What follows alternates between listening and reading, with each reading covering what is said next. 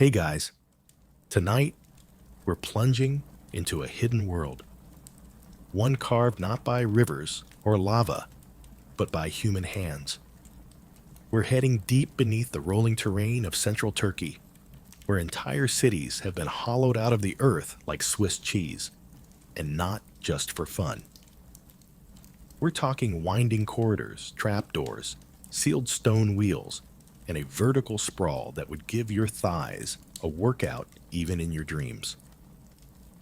As you stand above the entrance to Derinkuyu, one of the most famous of these underground cities, the ground below you conceals an ancient secret: 18 levels of darkness, of human habitation, of whispered prayers and tense silences. It's cold under there, it's narrow, and it smells like rock and memory. So before you get comfortable, take a moment to like the video and subscribe, but only if you genuinely enjoy what I do here. And hey, tell me where you're listening from and what time it is where you are. I love knowing which corner of the world you're drifting off in. Now, dim the lights, maybe turn on a fan for that soft background hum, and let's ease into tonight's journey together. The first time you hear the name Derinkuyu, it might just sound like an exotic village you'd mispronounce in a quiz show. But say it again, slower, and imagine it echoing softly down a pitch-black tunnel. Derinkuyu, deep well. A fitting name for a place that plunges up to 85 meters, or nearly 280 feet below the surface. As you imagine yourself standing at the surface, looking down into the first shaft, it doesn't look like much. Just a simple stone hole with a staircase carved into its rim. But as you start descending, first one level, then two, you begin to notice something. This isn't a crude cave. It's architecture, intentional, detailed, and massive. The stairs curve, the walls are smoothed. Rooms open up on either side. One might be a kitchen, another a storage nook. The further you go, the stranger it gets. Air shafts the size of elevator shafts, carved out rooms that once held up to 20,000 people. Chambers for animals, wells for water, wine presses, chapels, schools. You're not just descending into a hole. You're entering a city, one that once bustled beneath the feet of an unsuspecting world. Above, Cappadocia stretches in soft beige folds, barren, a little dreamy, the kind of place you'd expect to hear silence more often than birdsong. It's beautiful, sure, but fairly remote. Tourists these days come for the balloon rides and ferry chimneys. They don't expect to be walking over a medieval Manhattan that goes straight down instead of up. Mainstream geographers will tell you that Derinkuyu is the largest of over 200 known underground settlements scattered across this region. The city was rediscovered in 1963, accidentally, by a local man knocking out a basement wall. This is why you always think twice before starting home renovations in Cappadocia. As you descend deeper, let's say we're now at level 4, the lights dim and the air starts to cool. You feel your breath condense slightly. No natural light reaches this deep, but the ancient builders planned for that. Niches in the walls suggest they used oil lamps, spaced at regular intervals. Not too close. You don't want to burn all your oxygen. And not too far, or the tunnels become black ink. Here's your reality check. If someone asked you to survive a week down here, in the dark, with no GPS, no ventilation system, no cell service, and no flushing toilet, you probably wouldn't. And yet entire communities managed for months, maybe years at a time. Scientists still argue about whether Derinkuyu and its cousins were used continuously or only in emergencies. Either way, The idea of raising children and keeping livestock underground suggests these people weren't messing around.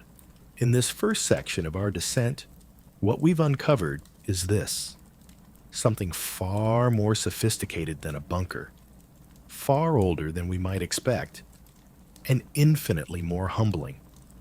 Because as your feet touch the dusty stone of level 6, you begin to realize whoever built this didn't just want to hide, they wanted to live. There's a quiet weight to that, isn't there? And one more strange tidbit to take with you as you settle into sleep. Legend has it that some of the tunnels were so narrow you had to move sideways to pass. Not because the builders were small, but because it made it harder for enemies to fight back. Clever, claustrophobic, chilling. You've made it to the 6th level, and by now the air feels noticeably different. Cool, yes, but not stale. There's a quiet hum to it, as if the very stone walls still remember the footsteps, the murmurs, the clatter of daily life that once echoed through these carved halls. Tonight, you're not just wandering a curiosity. You're drifting through a city that once lived and breathed without ever seeing the sky. Imagine waking up here. Your ceiling is rock. Your windows are holes that open into more rock. No sunrises, no weather, just the rhythms of life carried by routine. You roll out of a stone bed, walk across a floor worn smooth by centuries of bare feet, and head toward the communal areas. Not a stroll down a hallway, mind you, but a slow shuffle through a passageway barely wide enough for your shoulders. Around you are signs of intense human organization. Derinkuyu wasn't some haphazard warren of panic-dug tunnels. It was a marvel of urban planning. Whole communities moved underground and thrived. One chamber might have housed animals, goats, chickens, maybe even horses. The walls are blackened with centuries-old soot, proof that fires burned down here for warmth and cooking. But the smoke had to go somewhere, and it did, through carved chimneys and vertical shafts that ventilated the entire city. Nearby, you pass a room identified as a school. A stone bench curves along one wall, and opposite, a narrow dais where a teacher or religious leader might have sat. Children's voices once rang through here, reciting prayers or learning scripture, all of it underground. The silence now is deafening in contrast. And then there are churches. Yep, full-on sanctuaries carved right into the volcanic stone, complete with altars, columns, and cross-shaped naves. Some are simple, others remarkably ornate. You start to wonder if these people even missed the surface, because they didn't just copy what was above ground. They built a world of their own. You feel the city opening up like a beehive. Derinkuyu could shelter up to 20,000 people, but only if they were packed like luggage. Scholars estimate that during times of siege, the city could sustain life for weeks or even months. Think about that. Underground wells supplied water. Clever storage chambers kept food preserved in the cool rock.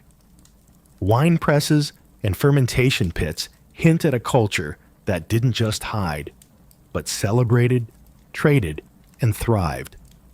The deeper you go, the more mind-boggling the design becomes. Ladders, stairways, narrow ducts, trap tunnels. It's like a medieval escape room on steroids. There were even special holes cut through floors and ceilings so people could shout messages between levels.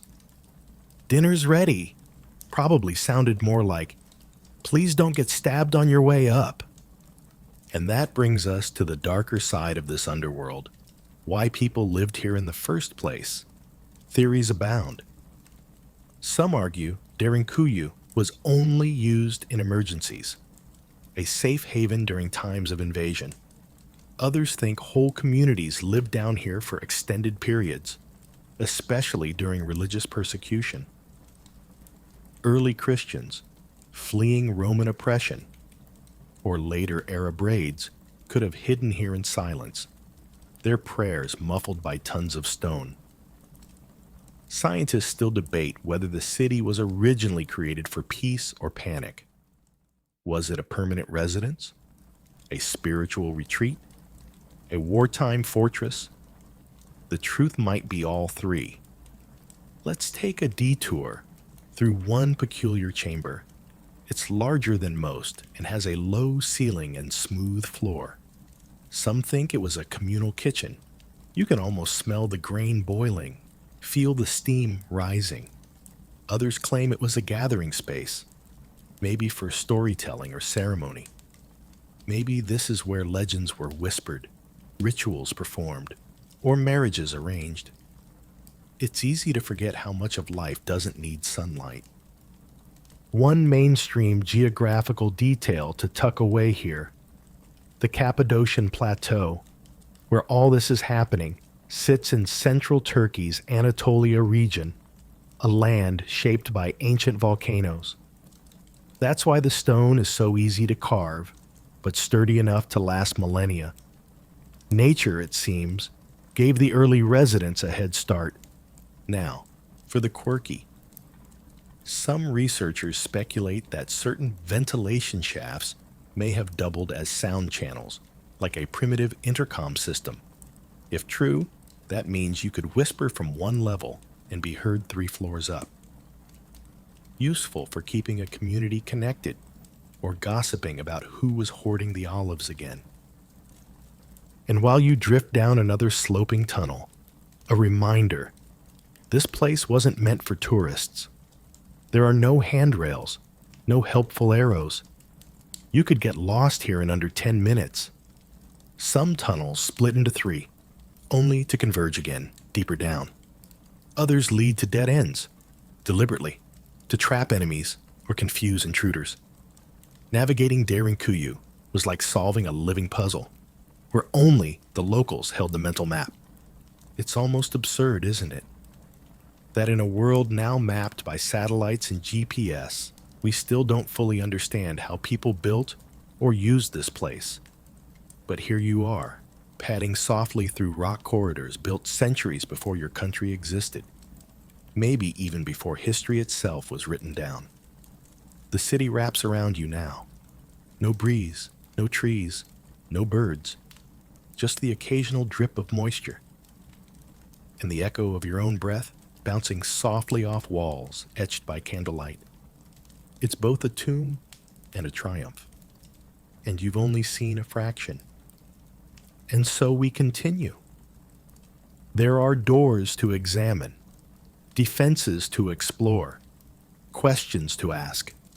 Because if Derinkuyu is any indication, the deeper we go, the stranger it gets. By now, you're 3 floors deeper than you ever expected to be on a sleepy evening in bed. The air remains surprisingly fresh, cool but breathable, and it's not magic, it's geology. Tonight, we're pausing to appreciate the one thing that made all of this possible: the rock itself. The region of Cappadocia, where Derinkuyu and its underground siblings lie, was formed by volcanoes gone wild. Thousands of years ago, Mount Erciyes and Mount Hassan erupted in repeated fits, belching ash and lava across the Anatolian plateau. Over time, this mess of volcanic material compacted into a soft, porous rock called tuff. And this, dear listener, is our co-star tonight. Tuff is the Goldilocks of carving materials, soft enough to be dug out with simple tools, think chisels, picks, even wooden wedges, but sturdy enough to hold its shape without collapsing. It's also fire-resistant, pest-resistant, and naturally insulates against both heat and cold. Basically, If you had to live underground in the ancient world, this is the stuff you'd choose. As you run your hand along the tunnel wall, it feels gritty but dry. The rock flakes in places, but mostly it's solid. This isn't the cold bite of granite or the slick smoothness of marble. It's something in between, almost friendly, if stone can be friendly. But let's not romanticize too quickly. Tough isn't perfect. It erodes over time and can collapse if overdug or left exposed to water.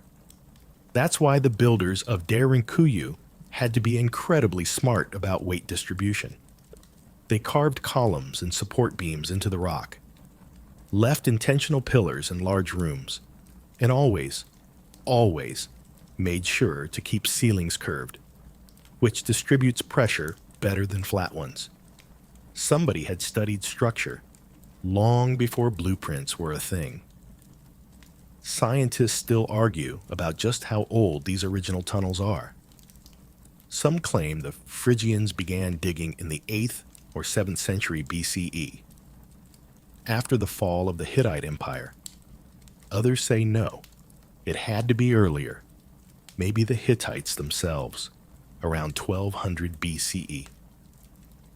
And then there are the fringe theorists who roll their eyes at those numbers and whisper, try 10,000 years ago. And we'll get to those folks soon. But tonight, what matters is this. Humans were clever. Maybe not with Wi-Fi or laser levels, but with patience, observation, and generations of shared technique. They figured out that soft volcanic stone could become something far more than just walls. It could become a womb of safety, a maze of survival. And here's a quirky twist for you. Some rooms may have been designed not just for utility, but acoustics. Scholars have noted that certain chambers echo in oddly perfect ways, ideal for chanting, singing, or even transmitting sound across rooms. A church that sings back? That's not an accident. If you imagine walking through the dining area, or what experts think was the dining area, you'll notice something else. Niches in the wall, too shallow for beds, too small for storage. Some believe these were meant for oil lamps, others for small figurines or religious icons. Still others think they may have held clay pots with food or even fermenting drinks. Again, no one can say for sure. That's the running theme here. Derinkuyu gives just enough information to be maddening. For every room with a clear purpose, there's another that defies classification. A hallway that goes nowhere. A set of stairs that leads to a collapsed chamber. A chimney shaft that might have been for air. Or messages. Or something else entirely. Imagine being the archaeologist assigned to figure all this out. You descend with a flashlight and a notebook, trying to reverse engineer an ancient lifestyle based on where the soot stains lie. It's part science, part poetry. And the biggest clue to who built this, the rock itself. Geologists can trace the layers of tuff to different eruptions, and in some places, they've found that the earliest tunnels cut through deeper, older layers, meaning the builders weren't just using what was convenient at the surface. They were aiming for depth, intentionally. That raises a question that no one can quite answer. Why go so deep? The surface in Cappadocia wasn't exactly a death trap. There were villages, farmland, and fresh air. So why would people spend their time digging downward, level after level, through a material that, while manageable, still required time, effort, and organization? It had to be more than just novelty. Maybe they were fleeing something. Maybe they were hiding. Or maybe, just maybe, they were preparing for a future they knew was coming. a future without safety on the surface. Now, one mainstream geographical fact to keep on hand as you drift. The Cappadocian region covers about 5,000 square kilometers. It's not huge, but it holds one of the highest concentrations of underground settlements in the world, more than 200 known sites, and those are just the ones we found. And here's the fringe fact to whisper as you lie back. Some people believe there are miles of undiscovered tunnels still connecting these underground cities, that somewhere beneath modern villages, paved roads, and farmland, entire lost settlements lie in silence, waiting to be found. But for now, you're safe here, in the soft, dry womb of Cappadocia's rock, wrapped in the silence of a civilization that knew how to shape a mountain into a shelter. And we haven't even talked about doors yet. Let's linger a moment here, just before descending again. Your hand rests on the wall, tough, dry, and ancient, and ahead the tunnel narrows. You duck instinctively. The ceiling lowers. This part isn't for comfort, it's for defense. Because tonight, you're going to learn how people, with no concrete or cranes, made 18 levels of underground architecture, both livable and lockable. You know that feeling when you visit an old castle and see the drawbridge, the moat, the murder holes. Now take all that, compress it underground, remove all natural light, and design it without blueprints. That's Derinkuyu, a city of shadows, but also of strategy. The people who carved this place weren't just builders, they were tacticians. Because if you're going to live underground, you need more than just food and air. You need to make sure no one else gets in. Let's start with the big one, the rolling stone door. Imagine a massive circular slab of rock, about 5 feet in diameter and nearly a foot thick. It sits upright in a specially carved groove beside a tunnel entrance. From the outside, it's invisible. But from the inside, a resident could roll the stone across the passage and wedge it into place. Boom. Door shut. And not the polite wooden kind either. This thing weighed hundreds of pounds and could only be moved from inside. In fact, if you were trying to break in and stumbled across one of these doors mid-hallway, you'd be out of luck. No leverage, no handles, no way to open it. You'd be stuck, blinking into the darkness, hoping whoever lived inside didn't also have pointy sticks. Scientists and Maids still debate exactly how many of these doors Derinkuyu had, somewhere between 15 and 40, depending on how deep you go and which tunnels you count. But what's certain is that they weren't for decoration. These were security systems, designed to isolate levels in case of invasion. If someone breached level 1, residents could retreat to level 2 and seal it off. Then level 3, and so on, like a living Matryoshka doll of survival. And here's where it gets even more clever. Right next to these doors, the tunnels narrow drastically, sometimes to just 2 feet wide. That means only one person at a time could approach. No charging army, no cavalry, just a single, very confused invader squinting into the dark. Now imagine you're standing in that tight tunnel. The light from your torch barely grazes the stone door ahead. Then, suddenly, a loud hiss and a splash of boiling water hits your face. Welcome to Derinkuyu's defensive shafts. That's right.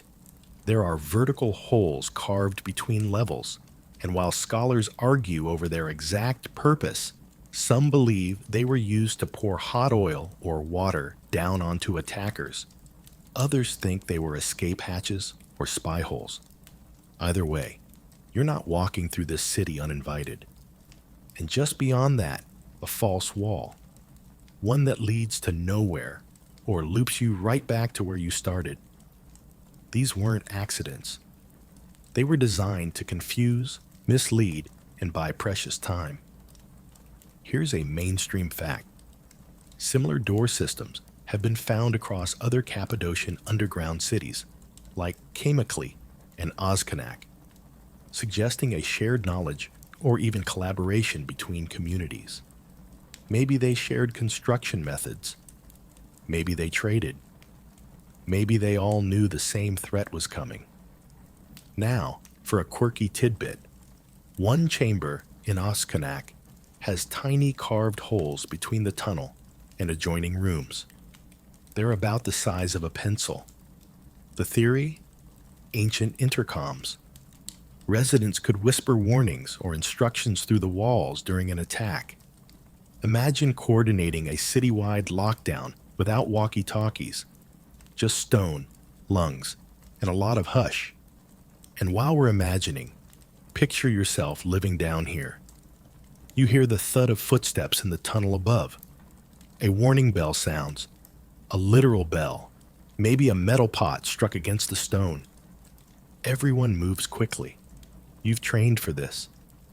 Children are ushered to safer levels. Doors are rolled shut. Lanterns are dimmed. Tunnels are blocked. The city goes silent. From above, the invaders might find an empty chamber, maybe a few stale food scraps, but nothing else. Because you, your family, your entire community, are safe 10 levels down, behind walls they'll never breach. Scientists still argue whether these defenses were built all at once or added gradually over generations.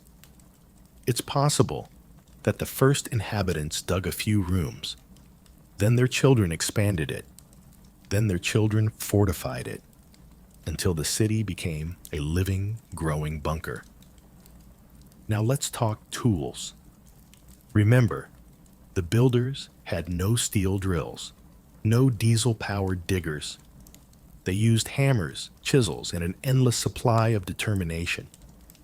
Experts believe they may have lit the way with oil lamps, then cut stone methodically, hour after hour.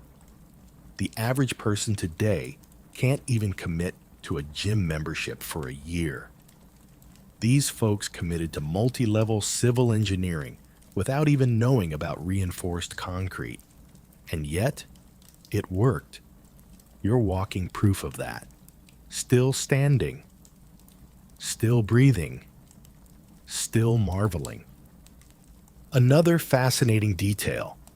In some areas, archaeologists found soot residue on the ceilings, but only up to a certain height, which suggests the inhabitants either used low-burning lamps or had advanced ventilation to keep smoke from building up. Possibly both. Either way, it shows a deep understanding of airflows in confined spaces. Another sign that these people didn't stumble into a survival tactic. They planned it, and that planning included keeping secrets. Because many entrances to Derinkuyu weren't obvious. Some were hidden beneath houses or courtyards, others disguised in rock outcroppings or behind livestock pens. The kind of place you could walk over for years and never suspect what lay beneath. Now, as you rest your head and close your eyes, consider this.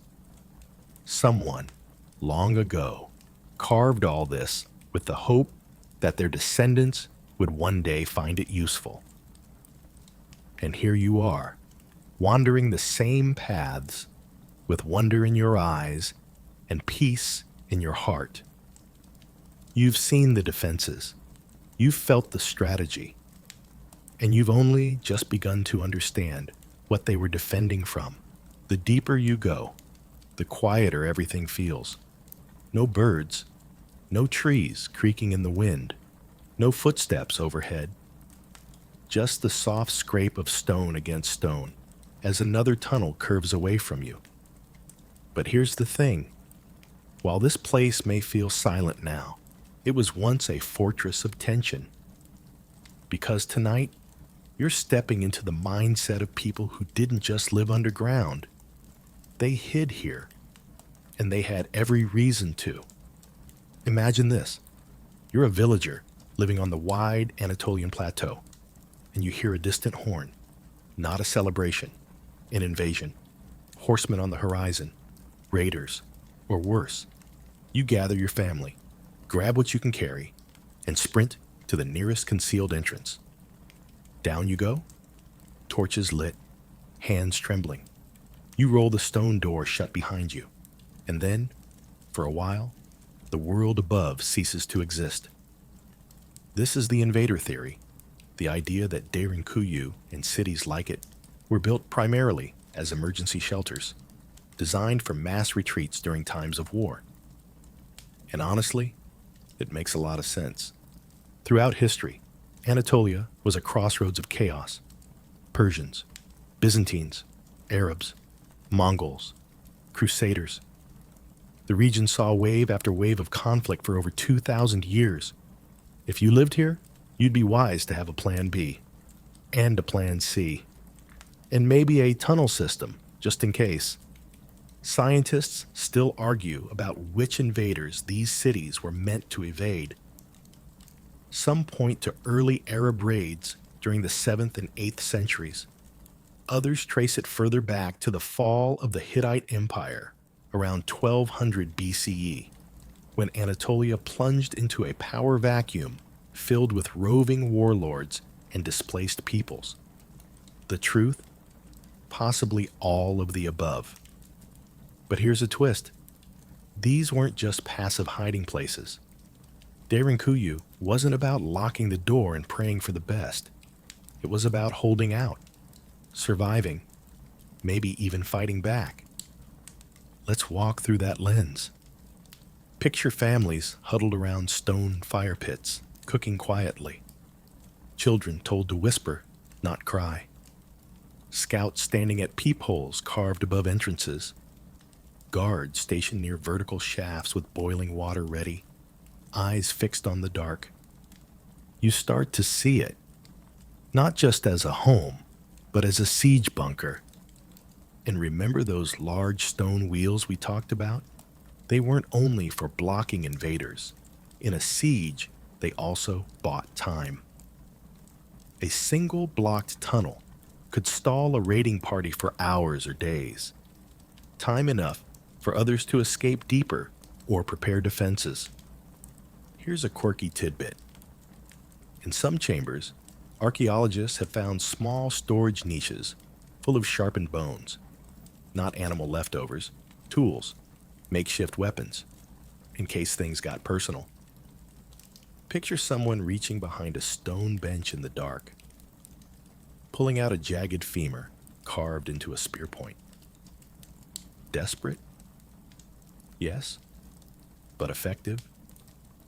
Definitely. Now take a breath. Picture the smell. Damp stone, boiled grain, maybe a faint scent of burnt oil. You're in a space where people hope not to die. That kind of energy stays in the walls. Mainstream historians agree that these cities were more than just architectural marvels. They were defensive ecosystems. Every chamber served a dual purpose, function and survival. A kitchen wasn't just for food prep. It was where people gathered to hear news. A church wasn't only spiritual. It was a place to calm the terrified. A well wasn't just a source of water. It was the lifeline. But here's where it gets weird. In many of these underground cities, including Derinkuyu, some levels go too deep. So deep, in fact, that basic ventilation becomes risky. The air thins, the light fails, and yet tunnels still go downward. Why? Scholars still debate this. Maybe it was simple expansion, new generations needing new space. Maybe it was strategic, escape tunnels, or places to retreat even deeper in emergencies. Or maybe, and this is the spooky part, those tunnels weren't for people at all. Some believe the lowest levels were used to store the dead, or worse, to leave the unwanted. The deeper you go, the stranger the purpose becomes. And then there's the psychological side. Imagine the mental toll of staying down here for weeks, maybe months. No sunlight, no seasons, just flickering oil light and the knowledge that danger lurked above. Some researchers argue that extended life in the underground cities might have caused vitamin D deficiency, sleep cycle disruptions, and even depression. So yes, this was a survival tactic, but a costly one. Still, if the choice is between discomfort or getting trampled by Mongol cavalry, most would gladly trade sunshine for stone walls. Let's return to the surface for a moment. Not physically, but in our imagination. You can't see the city from above. That was intentional. No smoke, no sound, no visual clue. It's almost like Derinkuyu wasn't a city built under a settlement. It was beside it, parallel, hidden, shadowed. The second skin of a vulnerable population. Here's one more detail to carry into your dreams. Some of the cities may have had early warning systems, bells tied to trap wires, hollow tubes used to transmit sound. That means the very earth might have whispered, "They're coming," before the first horse ever crested the ridge.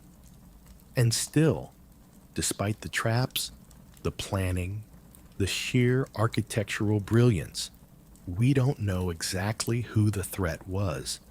It's like building a panic room in your house, complete with canned goods, a toilet, and a fake wall, but never telling anyone why. That's the eerie legacy of Derinkuyu, the silence of its purpose. You feel that now, don't you? As the tunnel curves again, and your hand trails along the worn edge of a wall, shaped by someone who lived in fear, but also in hope. Someone who believed the stone would save them, and if they were lucky, it did. The tunnel widens ahead of you, not by much, but enough that your shoulders don't brush both sides anymore. The air is still cool, still dry, but you sense something different about this next chamber. A quiet reverence lingers in the carved archway. You step through, and there it is. The faint outline of a cross, etched into the far wall. Welcome to Derinkuyu's underground churches. Tonight, we're kneeling in the darkness with the believers. Because for all the clever engineering, for all the security doors and panic room logic, there's another thread woven deep into this labyrinth: faith. At least 2 of Derinkuyu's lower levels are clearly dedicated to religious practice. The ceilings are arched, the floors slope gently downward. Niches in the walls suggest where altars once stood, and in some rooms you'll find benches, carved directly from the rock, where worshippers once sat, or maybe knelt, in the low flicker of oil light. Who were they? Well, scholars mostly agree on one point here. Early Christians used these underground spaces, particularly between the 3rd and 10th centuries CE, to worship in secrecy. During periods of Roman persecution, and later during Arab invasions, Christianity was not the state-approved religion, and open worship could land you on the wrong side of a sword, so believers went down, literally underground, to find sanctuary. And this wasn't just a cave for hiding crosses. The presence of chapels, baptismal chambers, and even carved iconography suggests these weren't temporary shelters. They were sacred spaces. Imagine the echo of hymns sung quietly through stone, the hush of whispered prayers, the clink of communion chalices made from clay or copper, a whole spiritual life unfolding out of sight. Scientists still argue whether Christianity was the original reason for Derinkuyu's construction or just a later adaptation. Did the builders start with defense, then retrofit for faith? Or was religion always part of the plan? Like most things in this underground mystery, there's no clear answer, only suggestions left in stone. But let's pause for a second. You're standing here in what once may have been a clandestine chapel, and you realize it's not just the architecture that's impressive, it's the atmosphere. Even now, with all its dust and silence, this place feels set apart, sacred by design, not accident. In one chamber, a dome-shaped ceiling rises slightly higher than the others. Experts believe it could have amplified sound, allowing a priest's voice to carry without shouting. Not bad for a room built with no microphones, no speakers, just intuition and a lot of hammering. Another curious feature: multiple churches are located several levels deep. That means anyone seeking a sermon had to descend past livestock rooms, food stores, and family quarters just to reach them. A spiritual journey, perhaps? Or simply a way to keep sacred practice safe from the ears of enemies? Here's your mainstream geography nugget. By the 4th century CE, Christianity had gained serious traction in Anatolia. The region was home to monastic communities, theologians, and entire towns of believers. But even after Christianity became officially tolerated, thanks Constantine, the raids didn't stop. So hiding your faith remained a survival tactic. And now for a fringe detail. Some scholars claim the underground churches mirror celestial maps, that certain rooms align with solstice angles or star patterns. No one's proven this definitively, but it's the kind of detail that feels too poetic to dismiss. Whether coincidence or cosmic intention, the theory adds another dimension to the mystery. One particular chapel in Derinkuyu features 2 rooms, one larger for the congregation and a smaller, elevated space behind it, possibly for the clergy.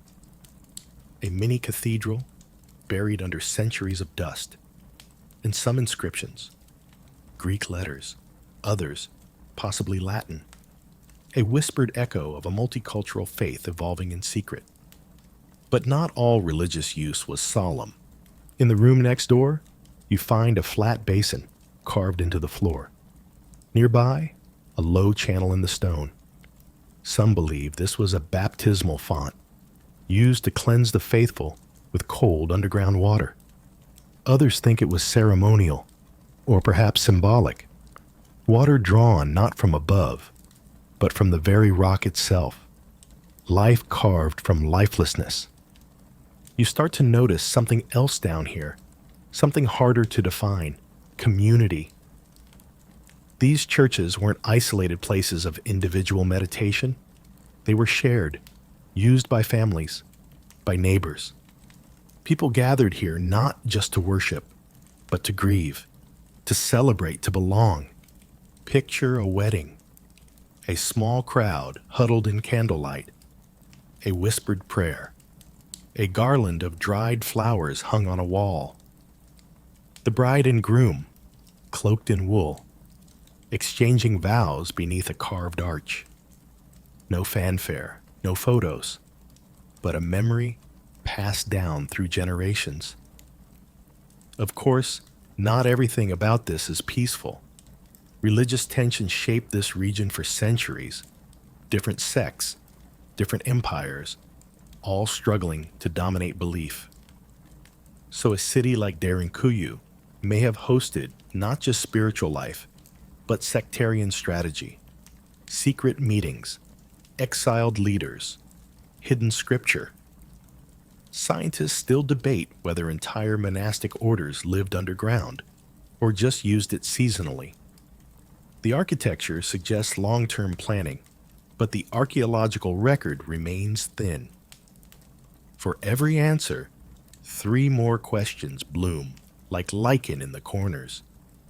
And just when you think the mystery's gone quiet, you turn a corner and find graffiti. Yes, even down here.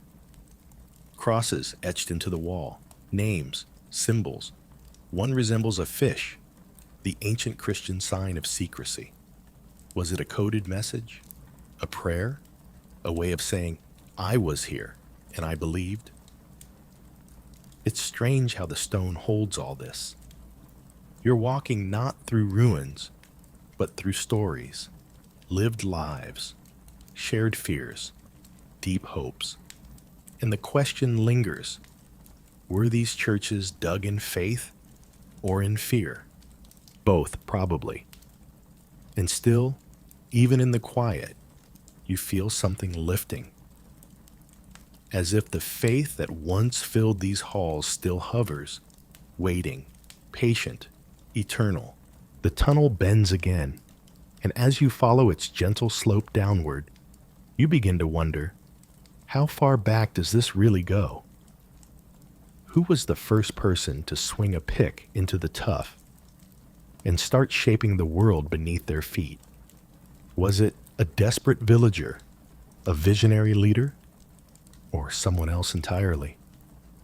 Tonight, you and I are stepping into the scholarly battleground of dating Derinkuyu, a timeline tug-of-war that still keeps archaeologists up at night. The conventional view is neat and reasonable. Most mainstream historians peg the earliest stages of Derinkuyu's construction to the 8th or 7th century BCE, attributing it to the Phrygians, an Indo-European people who moved into central Anatolia after the collapse of the Hittite Empire.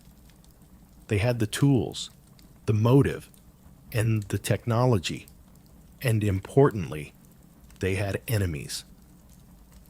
But scratch a little deeper, and not just into the rock, and you find more than just speculation. You find debate, heat, wild claims, and careful scholarship colliding in dark tunnels. Some researchers argue that the Hittites themselves might have started it all, possibly around 1200 BCE. That's the tail end of their empire when things were falling apart. Enemies were closing in, cities were burning, and the idea of digging a massive underground refuge doesn't seem so far-fetched. Others push even further back, way back, into the fringe zone.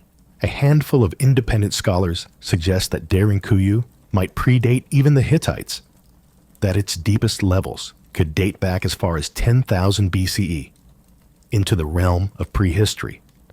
That's right, Neolithic builders, carving stone before the wheel was invented, before writing, before most of what we consider civilization.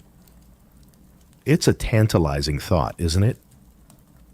That while the rest of the world was still painting antelope on cave walls, somebody in Anatolia said, what if we build under the cave instead? Now, before you roll your eyes, consider this. Göbekli Tepe, a nearby site, is a confirmed Neolithic temple complex dated to around 9,600 BCE, built by people with no metal tools, no farming, just raw, determined hands. So the idea of ancient Anatolian peoples building massive stone structures, not as wild as it sounds. Still, scientists argue fiercely over these dates. The problem is, the stone of Derinkuyu can't be carbon dated directly. There's no timber frame, no parchment map. Everything is carved from volcanic tuff, which doesn't age like wood or bone. So researchers must rely on indirect evidence, pottery shards, soot layers, construction style, and comparative dating. One mainstream clue comes from the architectural design. The layout of Derinkuyu resembles certain known Phrygian and later Byzantine construction techniques, especially in the arches, the doors, the communal rooms. That supports the theory of layered construction, built in phases over centuries, maybe even millennia. But here's a quirky twist. There are chambers in Derinkuyu with no clear cultural markers, no inscriptions, no religious symbols, no known design lineage, just empty stone, functional, silent.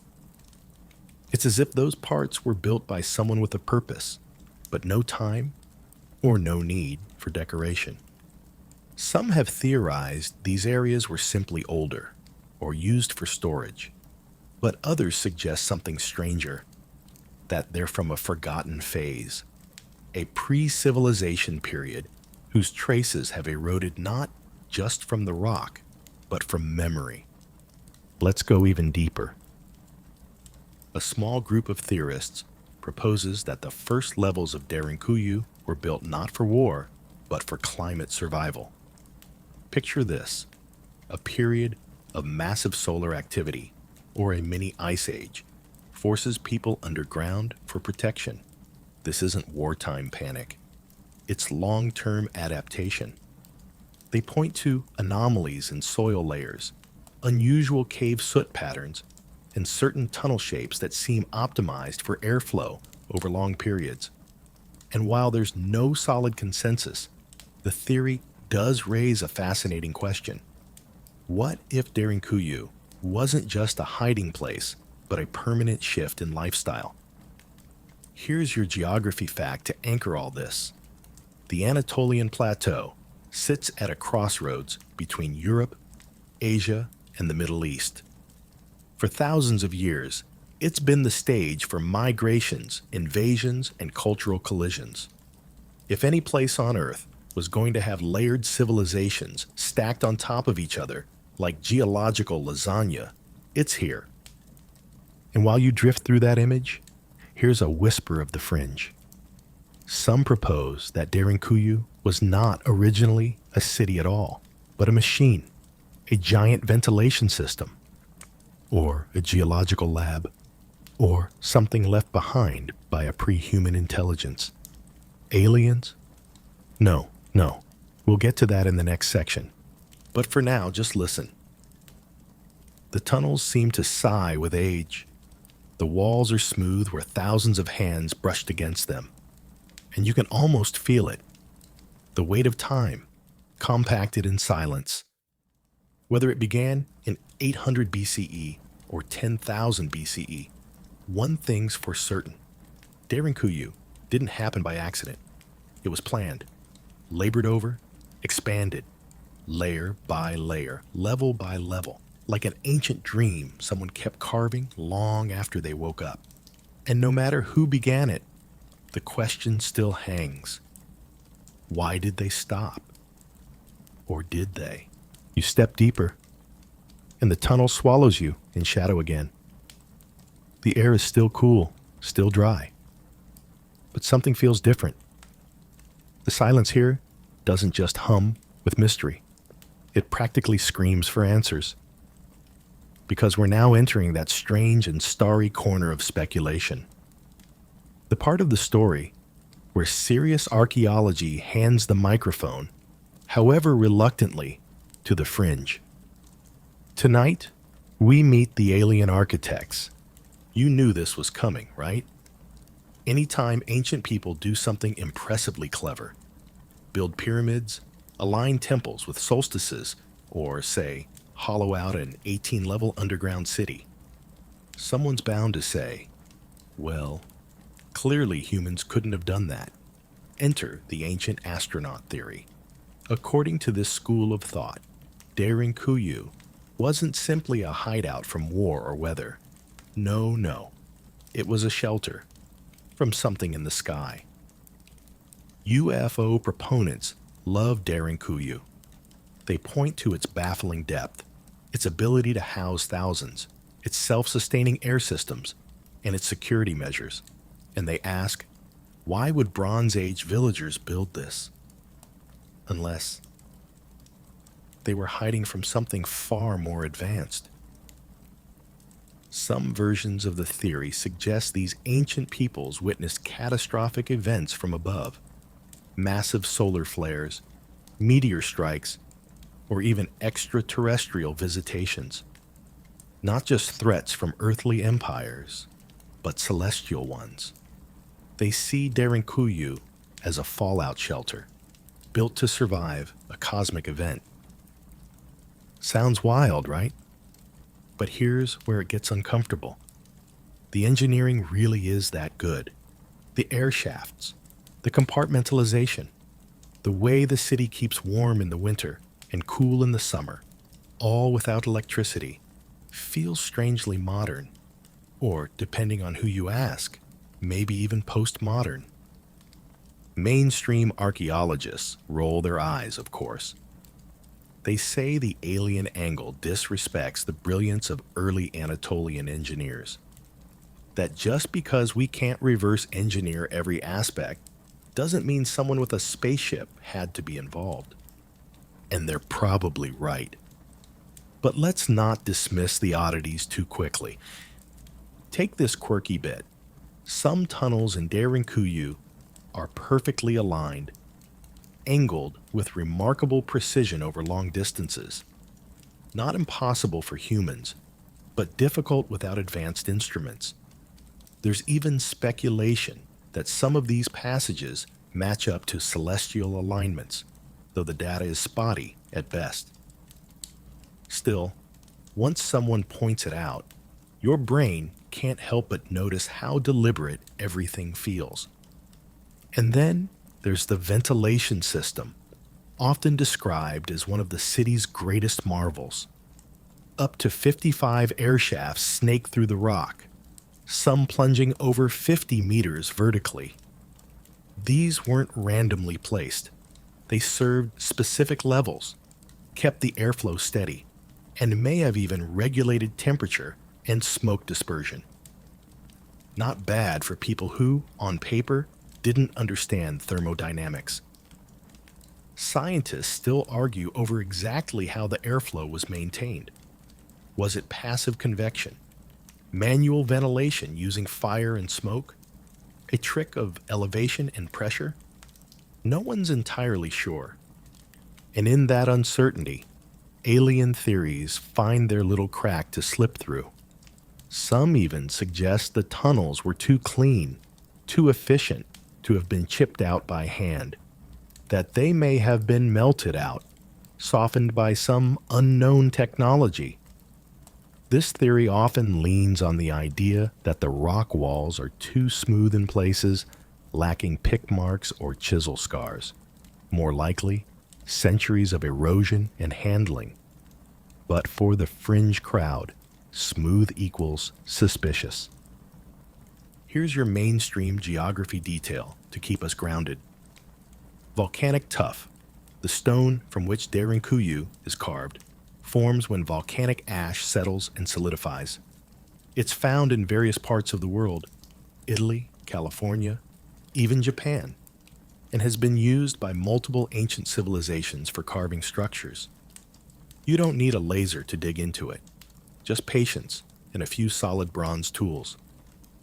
Still, the ancient aliens crowd remains undeterred.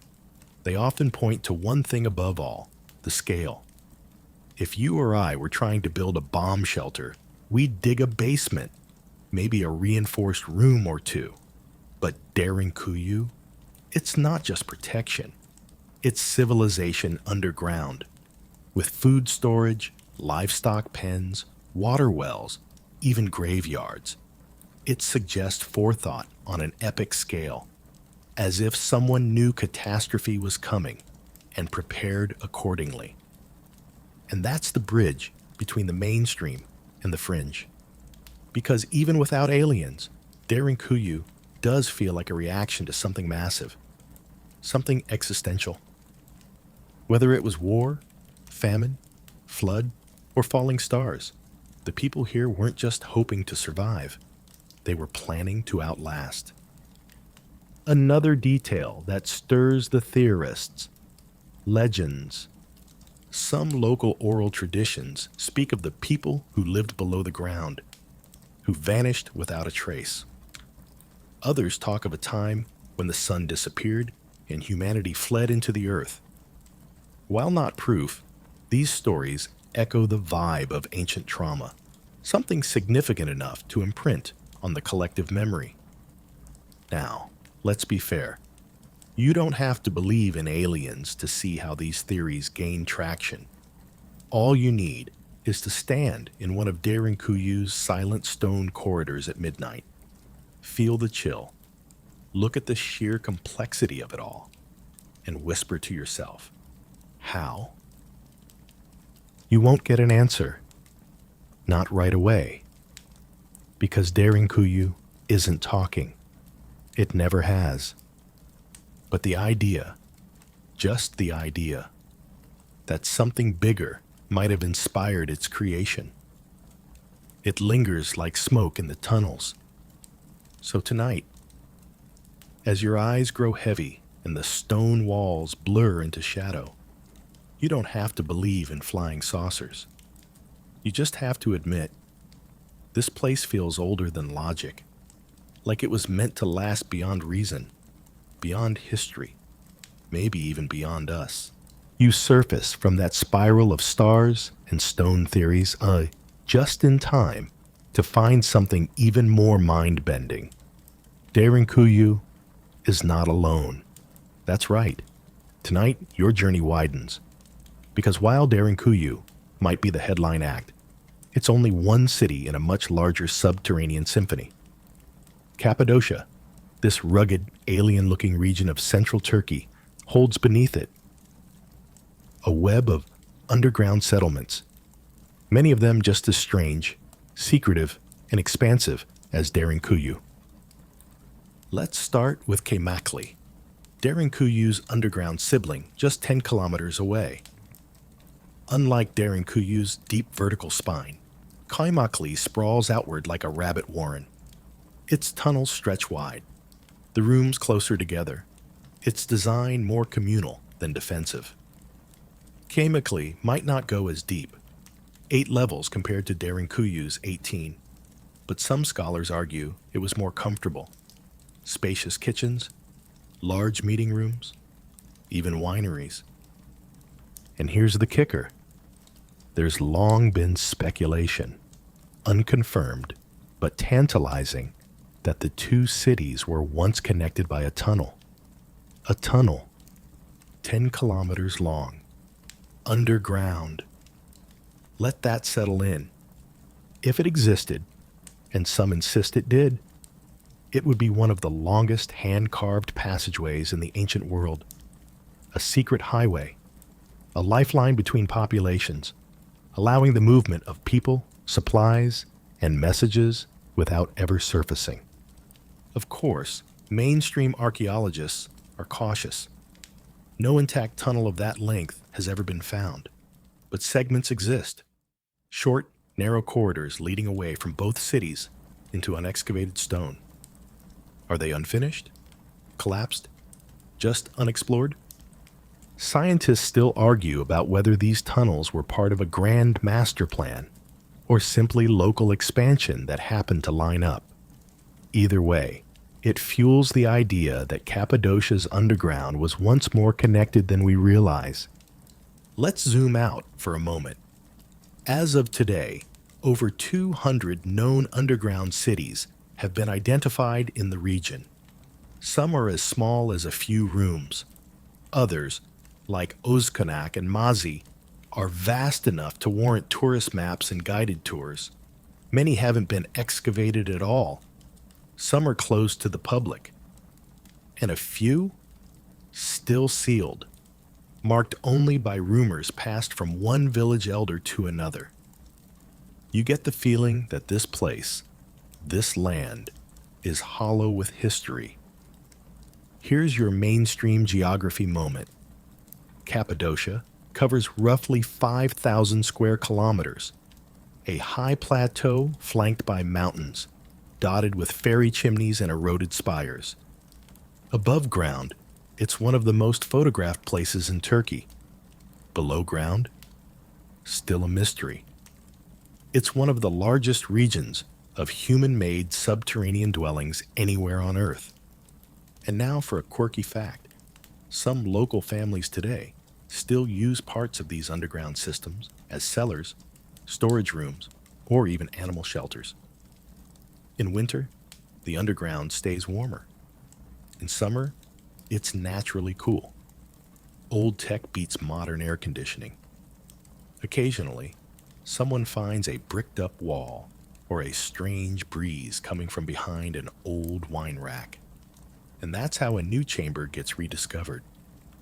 Imagine tripping over your floorboard and falling into a lost city. It happens here. But not all tunnels were friendly. Many were designed to confuse or mislead. Dead ends, forked paths, secret side corridors that loop back on themselves. Some cities seem to prioritize livability, others prioritize defense. It's as if each site had a slightly different purpose, or builder.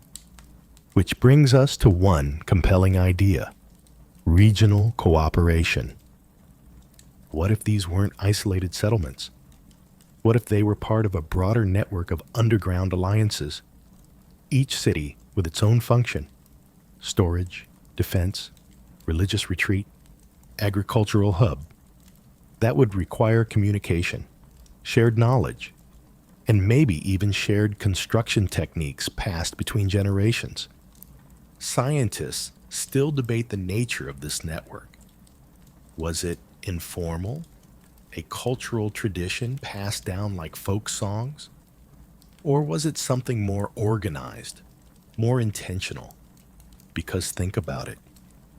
If you're carving cities beneath the earth, wouldn't you want to connect with your neighbors? Especially if you all feared the same thing. That's the eerie through line. Whether the builders were Phrygians, Hittites, Christians, or cosmic refugees, they all seem to be preparing, not for daily life, but for something big. And here's a fringe twist to chew on. Some theorists believe the entire region was once one megastructure, a singular, vast city whose various sectors have since been broken up by time, erosion, and seismic shifts. That what we now call Derinkuyu and Kaimakli and Mazi were once districts, not cities. Think of it like an ancient underground Istanbul. There's no proof, of course, but you can't help but wonder, especially when you're standing in a tunnel so long you can't see where it ends. Now imagine a message being passed from Derinkuyu to Kaimakli, carried by foot through dim corridors lit only by oil, news of a raid, a call for help, or maybe just an invitation to dinner. It's a human image, isn't it? So simple, so grounding. Because while we marvel at the engineering and debate the origin theories, at the heart of it all were people. People who loved, feared, argued, laughed. People who dug into the earth not for glory, but for each other. That's the magic of Cappadocia's underground web. It wasn't built by emperors or conquerors. It was built by communities, little by little, stone by stone. And somehow, it's still here, waiting. Let's stop for a moment. You're standing now at level 6, maybe level 7 of Derinkuyu, or perhaps Kaimakli. You've wandered through rooms once full of laughter, anxiety, prayer, and planning. But here's something you haven't thought about yet. You're still breathing. Down here, in the dark, surrounded by tons of stone above your head.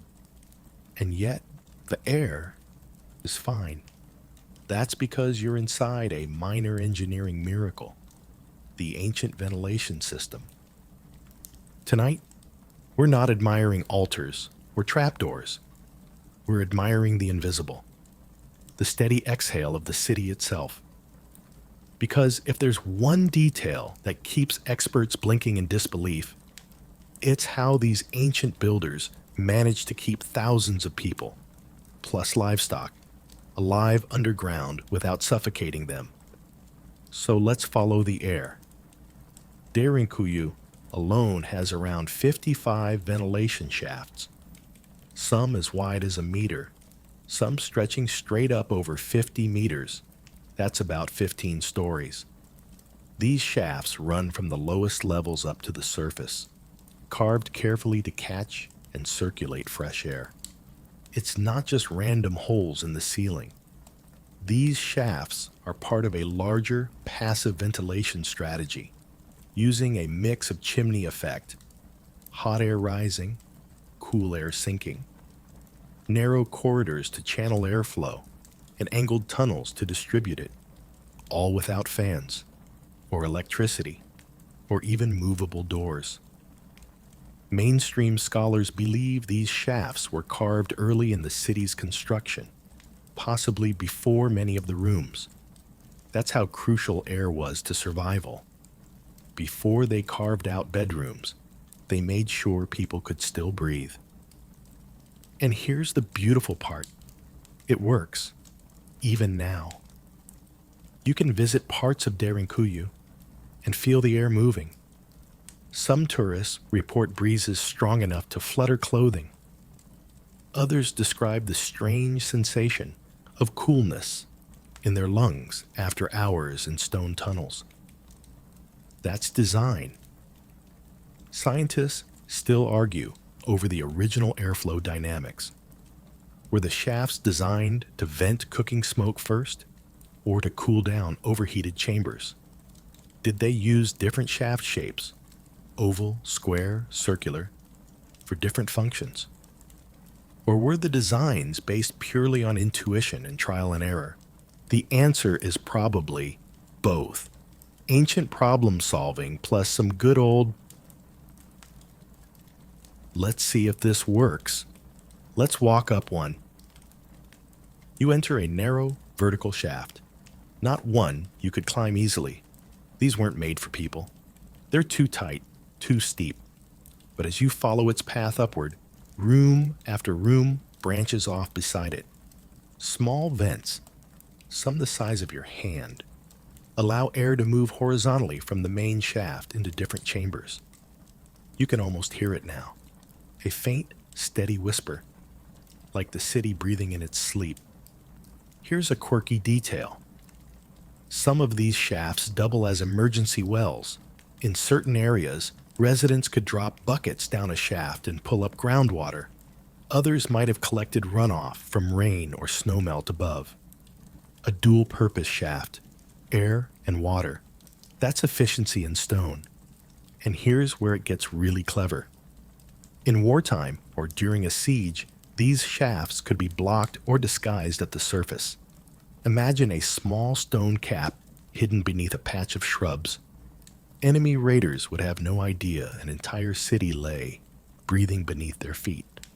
You'd be sipping soup and playing board games underground while they stood above, scratching their heads.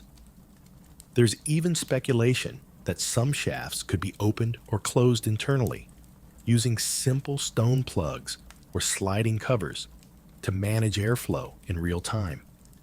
If one tunnel filled with smoke or needed to be sealed off, they had options. Not bad for people who didn't know what carbon monoxide poisoning was. Scientists studying Derinkuyu's airflow today have used everything from smoke tests to laser mapping. And while the full pattern remains elusive, one thing is clear. These people were masters of air. Now, for a more fringe angle, some believe the layout of these ventilation shafts follows sacred geometries, that the placement aligns with symbolic ratios or cosmic principles. It's a stretch, sure, but when you consider the symmetry in some chambers, the proportional spacing of vents, it doesn't feel entirely outlandish. Maybe it was just about beauty. Maybe it was ritual. Or maybe it was both. One more geographical fact to breathe in. Cappadocia sits at an elevation of around 1,000 meters above sea level. That means thin, dry air above, and even thinner, cooler air below. Without good ventilation, Derinkuyu would have been a death trap. Instead, it was a pressure-balanced, self-ventilating underground habitat. You can't help but admire that, even if your lungs can't quite believe it. And here's your quirky image to take into sleep.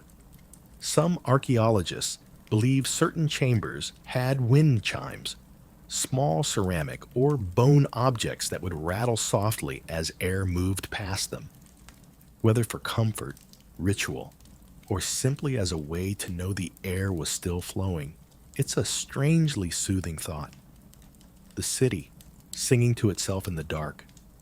So now, as you settle into this imaginary chamber, the draft tugging gently at your sleeve, you realize something profound. They weren't just building for safety. They were building for continuity. Because what good is a hidden city if it can't breathe? You turn another corner. Your footsteps silent now, cushioned by centuries of dust. And suddenly, the tunnel opens into a broad, low-ceilinged chamber. It smells faintly of earth and iron, the lingering scent of ancient effort. You found one of the city's economic hearts, because hiding from invaders was only half the story. The other half? Survival. And survival requires stuff. Tonight, we're digging into the underground economy, the trades, tools, and tummies of Kuyu. Because despite what it may seem, this wasn't just a glorified panic room. It was a living, working city, with all the logistics, smells, and storage problems that come with it. Start with food. You're probably picturing dried meat and emergency rations. And yes, that's part of it. But Kuyu had designated food storage rooms, some carved deep into the rock to keep perishables cold and dry. Grain was the staple, easily stored, easily cooked. Archaeologists have found grinding stones, worn smooth from use, whole chambers filled with pits carved for storage jars, which likely held lentils, chickpeas, barley, and dried fruit. And yes, there were wine presses. Imagine it, a room with a shallow carved basin in the floor, used to crush grapes underfoot. Juice channels directed the liquid into holding vats. Fermentation happened right there in the dark, in silence. The result? Wine that was earthy, thick, probably sharp, and entirely unbothered by sun or storm. Now, picture a dining room. It's not glamorous. No golden goblets here. Just flat stone benches, maybe a low table fashioned from scavenged timber, or even slabs of rock. Meals eaten by firelight. Conversations low and careful. Livestock? Absolutely. Kuyu had dedicated stables, complete with ventilation and drainage systems. Chickens, goats, maybe even sheep and oxen were kept several levels below the surface. You think your apartment smells bad after leaving out leftovers? Try living next to a goat in a stone hallway. Scientists still argue how long livestock were kept underground. Some believe it was temporary, just during emergencies. Others suggest they were integrated into daily life for longer periods. The tunnels were carved with low ceilings and ramps, not stairs, to help animals move between levels. Even feeding troughs have been found, carved right into the walls. Now here's something especially clever. In some rooms, archaeologists found ash layers, possibly from rudimentary ovens or fire pits. Others held large clay jars, sealed with resin, likely used for preserving fats or storing oil. There were greater stones, maybe used for cheese or herbs. Kuyu wasn't surviving. It was cooking. And where there's cooking, there's waste. So what did they do with garbage? Or, more delicately, with sewage? Great question, and still hotly debated. There are sloped channels in some lower levels that might have been used for waste runoff, funneling refuse into sealed chambers. Others suggest composting systems, or at least designated dumping areas far from main living quarters. And toilets? Likely chamber pots. emptied by the unlucky few assigned sanitation duty. Now let's talk trade. It's easy to forget, but these underground cities didn't exist in total isolation. Above ground, Cappadocia had market towns and trade routes, and some believe Derinkuyi's residents continued to buy, sell, and barter even while maintaining their underground sanctuary. They may have stored goods underground, textiles, metals, tools, and only surfaced during peaceful windows. Imagine that. You climb a narrow shaft into daylight, blinking like a mole, and trade olive oil for a goat skin, then vanish back into the tunnels before anyone notices your city exists. And here's your mainstream geography fact for the night. The Cappadocian region lay at the crossroads of important ancient trade routes, including the legendary Silk Road. Traders, pilgrims, and armies all moved through here, bringing not just danger, but ideas, goods, and opportunity. Some of that commerce likely trickled below ground. Now for your quirky detail. Some rooms had strange ceiling hooks or wall pegs, too small for tools, too oddly placed for decorations. The theory? Hanging baskets, used for drying herbs, storing small goods, or even keeping food away from rodents. Ancient Cappadocian Tupperware, if you will. There's something humbling about all this. We tend to imagine ancient people as static figures, always solemn, always praying, always enduring. But life underground, it had to be full of everything. Children squabbling, a pot bubbling, someone arguing about whose turn it is to milk the goat, maybe a guy running a side hustle sharpening blades or repairing shoes. This wasn't just a shelter, it was a stone suburb. Scientists still debate how complete life was down here. Could they truly live full-time underground? Or did they always rely on surface access? Most agree that Derinkuyu was designed for long-term use, but not necessarily forever. Think of it like a seasonal village, safe in storms, quiet during conflict, a place to endure, not escape life altogether. And yet, it's hard to ignore how livable it really is. The walls are smooth, the floors are clean, the air moves, the food doesn't spoil, the animals have room, the wine flows. And somewhere in this system, someone probably kept a ledger of flour sacks, of trades made, of who owed who 2 goats and a jar of honey.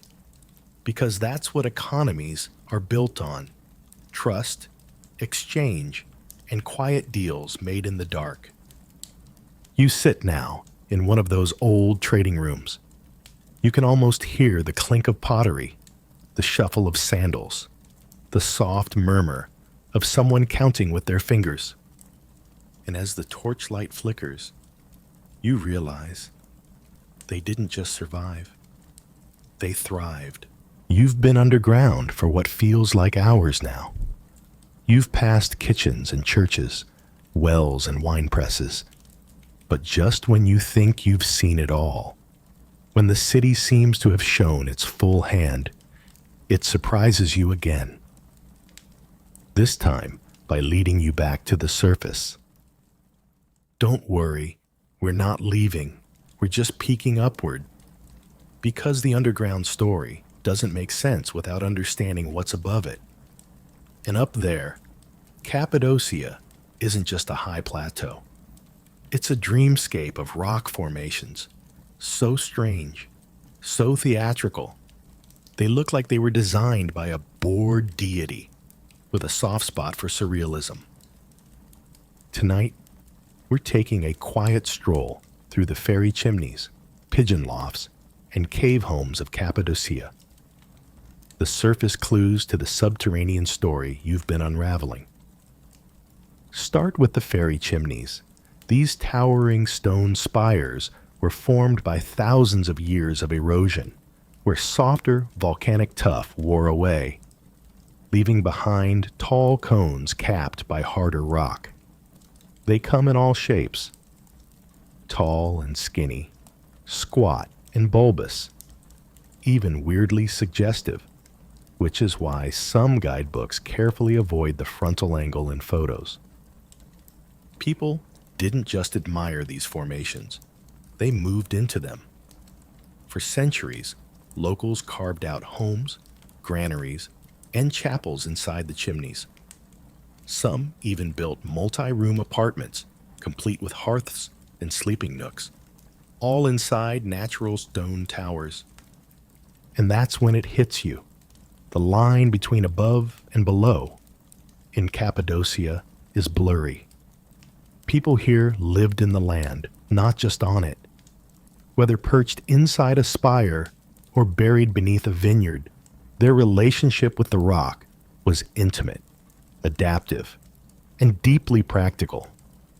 Mainstream geography confirms that Cappadocia's entire landscape is volcanic in origin, shaped by ancient eruptions and long erosion.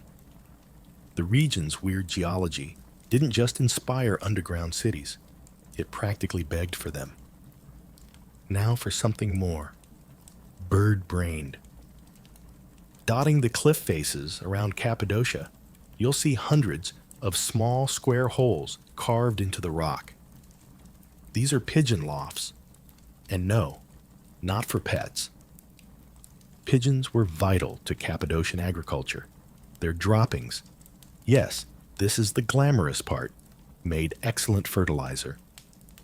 Farmers would encourage flocks to nest in these lofts, then harvest the guano for their vineyards and fields.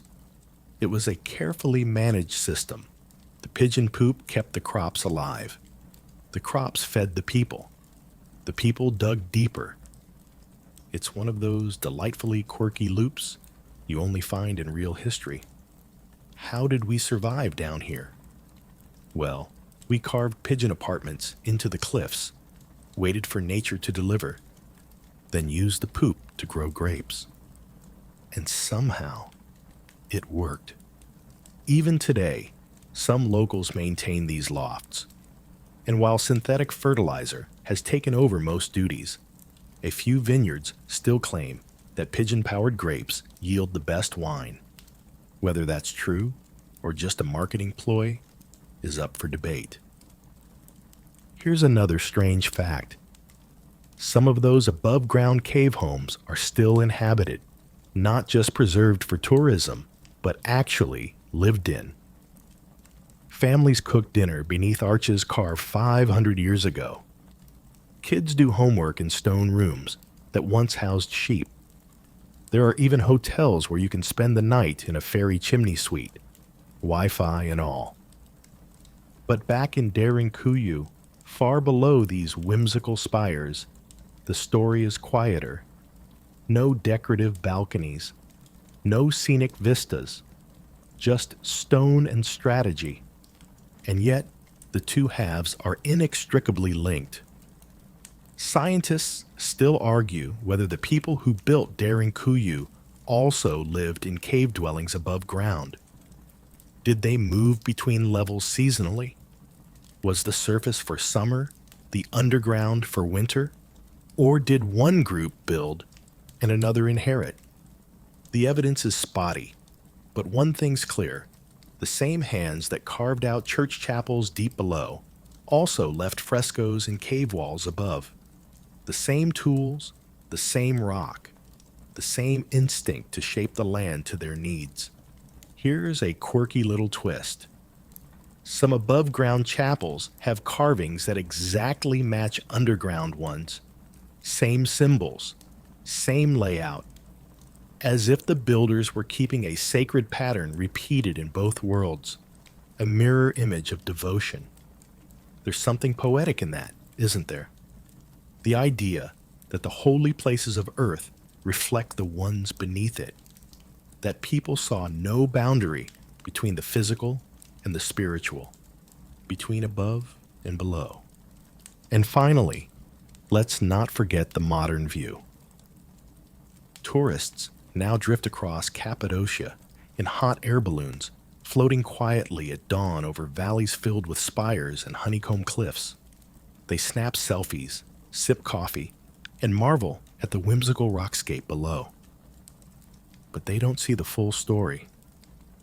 Because beneath those soft hills lie hidden cities, still silent, still waiting. Beneath their sandals are escape tunnels, kitchens, and chapels carved by hand.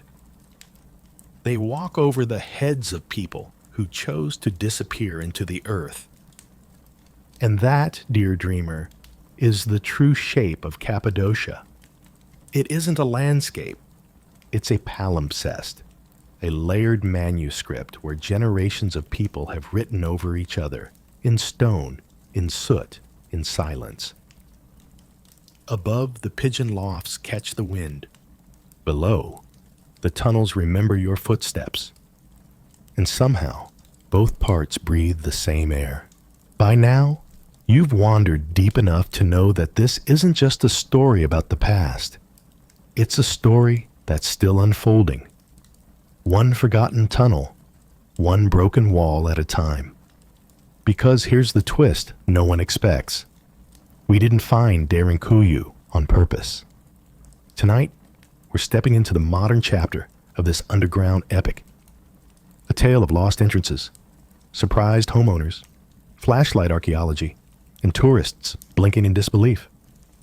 The year, 1963. The scene, a regular home in the quiet Turkish town of Derinkuyu. A man, doing some routine renovations, knocks down a basement wall, and behind it he finds a passage, then a room, then a stairwell, then 20 floors of empty space. Imagine going to install a bookshelf and accidentally discovering an ancient city. That's Derinkuyu for you. The man called for help. Local authorities came, then the Ministry of Culture. Soon, teams of archaeologists arrived, blinking down into the shaft like startled meerkats. It didn't take long to realize what they'd found, or rather, what the ground had kept from them for centuries. And it wasn't just Derinkuyu. All across Cappadocia, homes, churches, and farms were built unknowingly over ancient tunnels. Many families used parts of them for storage, thinking they were just unusually roomy basements. Others had no idea what lay beneath their floorboards. In the decades that followed, Turkish archaeologists began mapping and restoring portions of Derinkuyu and other underground cities. Careful excavation, structural reinforcements, and air quality tests were conducted. Paths were cleared, lights installed, trapdoors secured. The labyrinth was made walkable for the first time in 1,000 years. Today, parts of Derinkuyu are open to the public. You can visit, wander down the same passages we've imagined tonight, touch the rolling stone doors, stand in the chapel, peer down the air shafts. But even now, only about half the city is accessible. The rest, still sealed, still sleeping. Scientists still argue whether opening more of it is safe. Structural stability is one issue. Some levels are prone to collapse. But there's another concern: preservation, exposure to modern air, lighting, and thousands of curious tourists can damage delicate surfaces. The stone weathers, graffiti appears, oil from hands darkens the walls. There's a fine line between discovery and destruction. Here's your geography grounding for the night. Turkey's Ministry of Culture currently lists 36 major underground cities in Cappadocia, with over 200 smaller complexes. Many remain only partially explored. Some are under private land. Others are blocked by cave-ins, floods, or political hesitation. But every year, new finds trickle in. In 2014, during a construction project in Nevşehir, workers stumbled upon what may be the largest underground city ever found, spanning several kilometers. Turkish officials paused all development and declared the site protected. Excavations began, and the tunnels keep stretching. That's the thing. Cappadocia's story isn't over. We're still in it. And for locals, it's a source of pride and profit. Tourism here is booming. Derinkuyu and Kaymakli welcome hundreds of thousands of visitors annually. Cafes, souvenir shops, and balloon tours thrive. You can buy postcards with cross-sections of underground cities, or little resin models of fairy chimneys. Or, if you're lucky, chat with an old man who says his grandfather knew where one of the hidden entrances still is. But the most surreal part? People still live right on top of all this. Their children play in yards above sealed tunnels. Their water pipes pass within meters of chapel ceilings carved 1,000 years ago. Some use parts of the old tunnels as wine cellars, workshops, or even bunkers during storms. Here's your quirky twist. One Turkish family discovered a hidden room beneath their barn in the early 2000s. And instead of reporting it, they turned it into a private dining lounge. Yes, people are literally eating dinner in rooms once used to escape invasion. Cappadocia doesn't do normal. Tourists often leave overwhelmed, not just by the architecture, but by the vibe. There's something uncanny about standing in a city that was never meant to be seen again.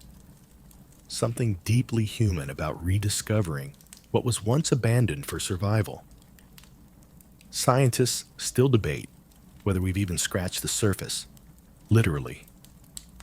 Ground-penetrating radar surveys suggest there may be dozens of undiscovered chambers, possibly even new cities. But excavation takes time, money, patience, and a little luck. It makes you wonder, how many families are walking above secret doors right now? How many basements hide stairwells that descend into history? How many whispers of the past are waiting behind plaster and brick? One day, someone will sneeze while hanging a shelf and find a world. Until then, Derinkuyu remains what it's always been, a monument to human ingenuity, buried in silence, shared in fragments. And now, you've walked it too. You've made it. 13 levels down, and the walls seem to lean in with approval. You've explored kitchens, churches, commerce, and conspiracies. You've whispered past ghost echoes and laughed at pigeon-powered vineyards. But there's one final descent left, into the biggest question of all. Who built it? Really? Because for all we know about Derinkuyu, its size, structure, cleverness, we still don't know who picked up that first chisel, who looked at a slab of volcanic tuff and thought, let's put a chapel down there. Tonight, we ask the unanswerable, and you'll find that asking is half the beauty. Let's start with the safe answer. The Phrygians, around the 8th century BCE, they had the tools, the need, and a cultural footprint in central Anatolia. Mainstream archaeologists tend to agree the early levels of Derinkuyu bear stylistic resemblance to Phrygian above-ground settlements. But was that the beginning, or just one renovation among many? Some scholars argue that the Hittites, centuries earlier, had both the motive and know-how to start the tunnels. Their empire collapsed violently around 1200 BCE during the broader Bronze Age collapse, a time of invasions, famine, and political chaos. Carving out a sanctuary beneath the earth starts to look pretty smart in that kind of world. Then you've got those rogue voices suggesting something far older, Neolithic builders going back to 10,000 BCE. If that sounds absurd, remember, Göbekli Tepe, only a few hundred kilometers away, is a confirmed 12,000-year-old site, built by people with no pottery, no wheels, and apparently no chill about architecture. But here's the catch. Derinkuyu doesn't offer direct evidence. No bones with secure dating. No inscriptions with names. No Bob was here, 5,200 BCE scratched into a wall, just stone, soot, and silence. Scientists still argue whether the deepest levels of Derinkuyu were even carved all at once. Some believe it was built in phases by successive cultures, each adding, expanding, adapting. Like a stone family heirloom, regifted and reimagined through generations. One community might have dug the first levels for food storage. Their descendants, facing war, expanded it for defense. A later group, maybe early Christians, added churches. By the time invaders came knocking, it was a city, not built in a decade, but across centuries. That theory explains the mix of styles found in the tunnels. Some rooms are purely functional, storage pits and plain shafts. Others are ornate, with curved ceilings and carved arches. Different minds, different priorities, one continuous shelter story. Still, there are features that boggle even the most grounded researchers. Take those rolling stone doors. Their placement is precise. The grooves are smooth, the weight distribution uncanny. No two doors are exactly alike, but they all work the same way. Who invented that design? Who taught it to whom? And the ventilation system still defies complete explanation. You could spend your whole life trying to reverse engineer it, and some scientists nearly have. Then there's the mythological angle. Some local legends speak of the people who fled underground to escape the fire from the sky. Others tell of a time when the sun vanished for years and entire villages moved beneath the earth. These aren't casual bedtime stories. They're ancient memories. And while legends aren't blueprints, they often point to truths too strange to document in ledgers. Here's your mainstream geography fact to balance the scales. Central Anatolia sits along fault lines and within reach of major climate shifts. The region has experienced earthquakes, droughts, and massive migrations throughout history. Any of those could have sparked the first descent. And now, for your final quirky tidbit. Some researchers suggest Derinkuyu might have once been part of a ritual landscape, a sacred underground designed not just for safety, but for spiritual transformation. That descent into the dark was symbolic, a rebirth, a trial, not just survival, but initiation.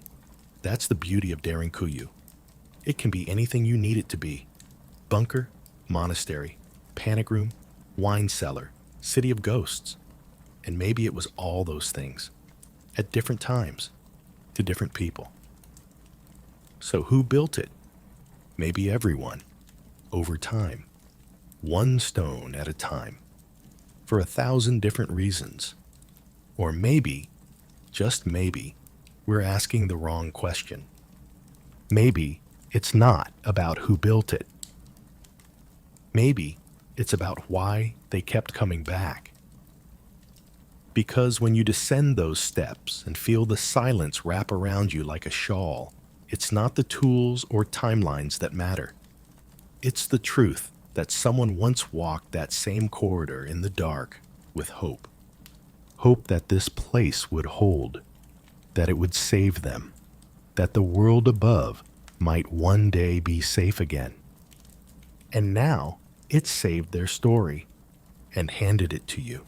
The tunnel begins to level out now. No more steep descents, just a long, slow corridor leading into a final chamber. You've wandered through history, theory, soot, and silence. But as you step into this last room, there's only one thing left to do. Exhale. You made it. This is the bottom of the labyrinth, the quietest level, the farthest from the sun. And as your eyes adjust to the flicker of torchlight, you see nothing flashy. No ornate carvings, no secret vaults, just worn stone, still and waiting. And it brings us full circle to the question that began this whole night. Who really built the underground labyrinths in Turkey? The answer? Still unknown, still debated, still carved into walls no one can date with certainty. But in a way, that's the most satisfying part.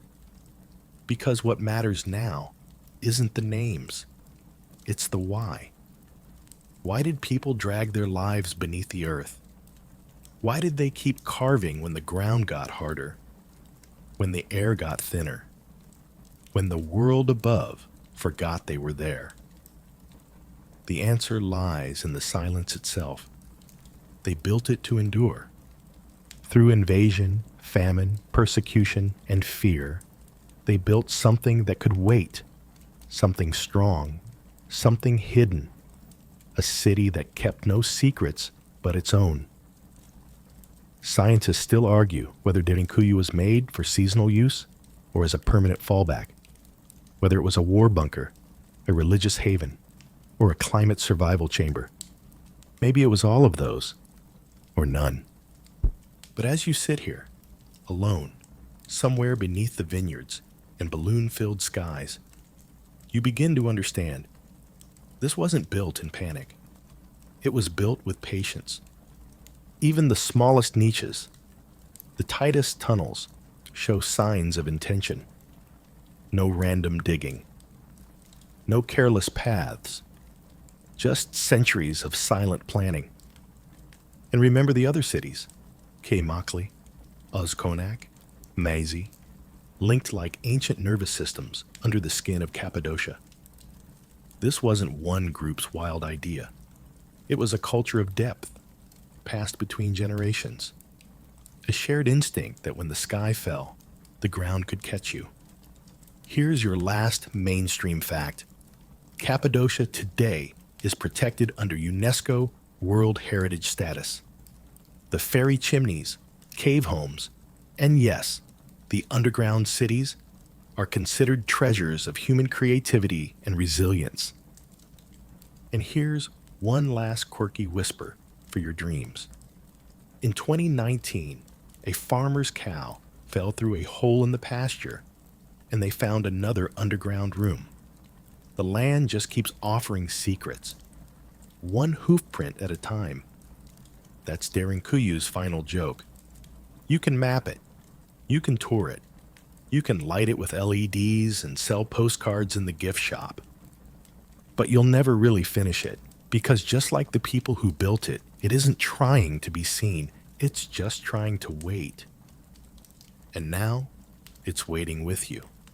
So now, dear listener, as we ease back up through the layers, past the storage rooms, the stairwells, the chapels, and the goat pens, let the stillness settle in around you like soft dust. You've walked a forgotten city tonight. You've breathed the same air, paths carved by hands long vanished.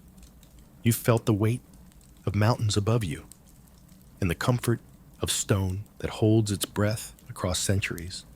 Let your thoughts slow down now. There's no need to solve the mystery. Just let it glow quietly, like a single oil lamp in the dark. Someone once lit that lamp to comfort a child, to stir soup, to write a prayer on the wall. And now it glows for you. The air is cool. The tunnel behind you is long. But you are safe here. Nothing can reach you. not the chaos above, not the noise of modern life, only the soft hum of stone and memory. So let your breathing deepen, let your limbs grow heavy, let your mind spiral gently downward, just like the tunnels, into quiet. The city will still be here tomorrow. The doors will stay rolled shut. And the echoes, they belong to you now.